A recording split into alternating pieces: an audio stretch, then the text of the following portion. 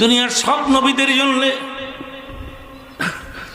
জান্নাতগুলো হারাম হয়ে পড়ে থাকবে, হালাল হবে না ততক্ষণ যতক্ষণ আমি নবী জান্নাতে প্রবেশ না করব। নারায়ে তাকবীর।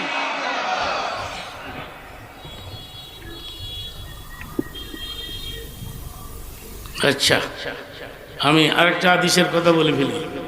এই হাসরের ময়দানে খেয়াল করবেন, আল্লাহ পাক বলবেন জান্নাতের গেট খুলে দাও।